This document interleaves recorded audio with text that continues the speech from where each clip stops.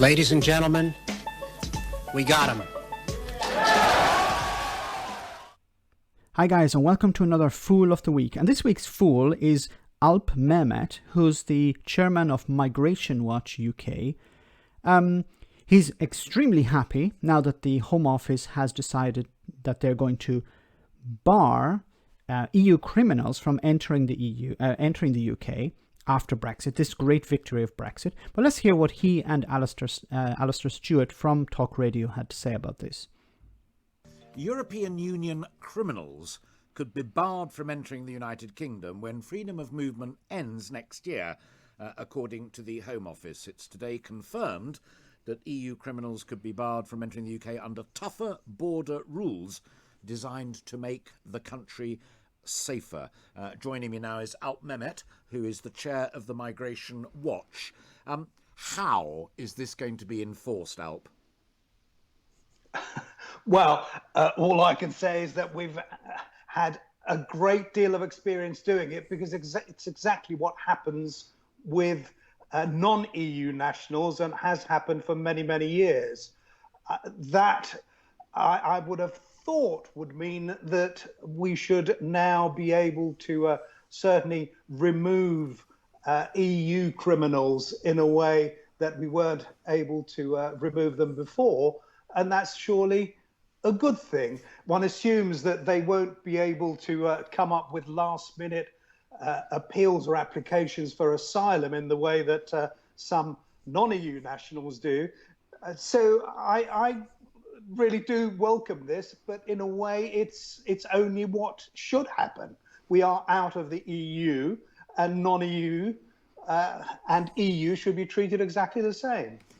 Okay, so, they're delighted. Both of these Brexiteers, very happy. Look, it's a victory.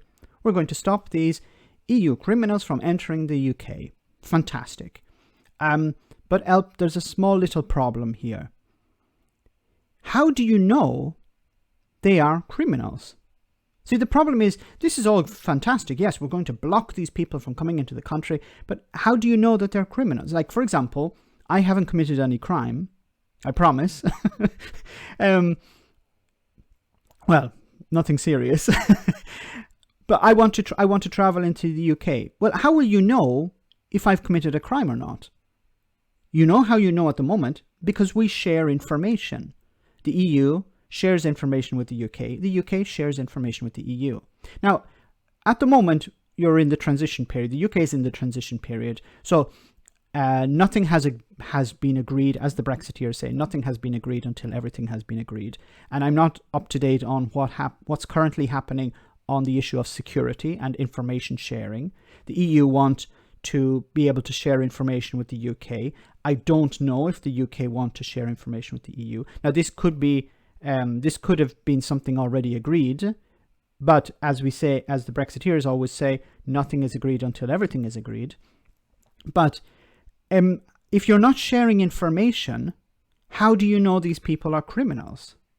Like in the example of myself, if I travel to the UK, how will they know whether I committed a crime or not if the EU is not sharing their database with you?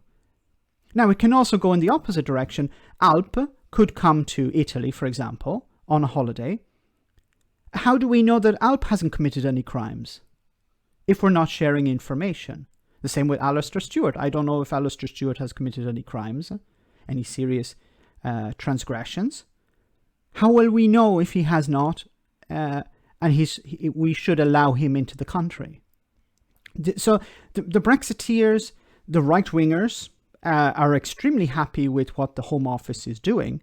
But the one fly in the ointment here is that if you're not sharing information, how will you know who's committing crimes? You're just going on guesswork, I guess. But once again, I don't know if this has already been agreed between Boris Johnson's government and the EU. They are, of course, negotiating on security. One of the problems with sharing information, it seems, with the UK at the moment in general is that the EU are concerned that information about EU citizens is possibly going to be sold off to private companies, with Dominic Cummings involved, of course. and the EU are very concerned about sharing information with the UK at this moment. So these Brexiteers, these right-wingers are very happy. They think they've won, they've achieved some sort of victory here. But once again, how will you know who is coming into the country if you're not sharing information? And of course, it goes once again in the opposite direction. If Alp has committed a crime, I don't know if he has. I assume he hasn't. But unless we're sharing information, we won't know if he has or not. But we've seen recently as well from the same Home Secretary, Priti Patel, determined to get rid of people who are here doing no good and what have you. Whether she's right to use the language of do-gooders or lefty lawyers, I don't know. But the enforcement of these decisions is precisely my point. The problem is not the enforcement, Alister. The problem is, how do you know? I know I'm sort of beating a dead horse here, but how do you know these people are criminals? And then if you know that they are, then you can enforce rules or regulations. That's not really the concern I have. You get that far and then they're turfed off the aeroplane saying, oh, no, they've got the right to stay here.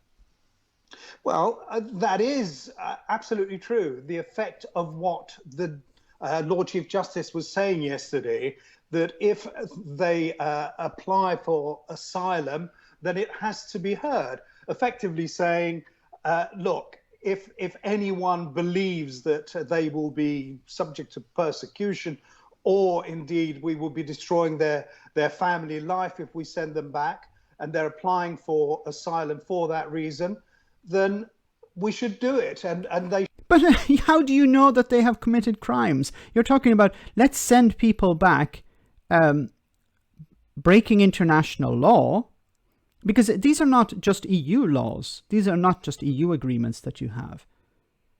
These are international agreements. So you're talking about breaking international agreements by sending people back to countries that you don't know whether they're safe or not. For what reason? Because you think they've committed a crime, but you don't know whether they've committed a crime or not. So you're just going to send back people, anyone who has claimed asylum in the UK. Because once again, you need the information. You can't just say, we're going to send back 50% of people who claim asylum. And this is nothing to do with the EU. These are UN agreements that the UK has signed up to. Now, I don't know if the Brexiteers also want to throw away UN agreements. These are nothing to do with the European Union. But what's also interesting is that the UK has said that they're going to maintain certain human rights agreements with the Europe that were, for example, the European Convention on Human Rights. They're going to maintain that after Brexit, after the end of the transition period, which is interesting. Now, once again, nothing is agreed until everything is agreed, but the UK government have compromised on that position. They said, we're not going to sign up to the European Convention on Human Rights, and now they're saying they're going to maintain it. They did sign up to it, but they said they were going to throw it in the bin, but now they've changed their mind. So our Fool of the Week is Alp, who doesn't understand how information flows. He doesn't understand the value of information. So I'll see you all next week for our next Fool of the Week. Let me know in the comment section, guys, what you think. As always, your comments are greatly appreciated. Thanks a lot. I want to say a big thank you to all of my patrons.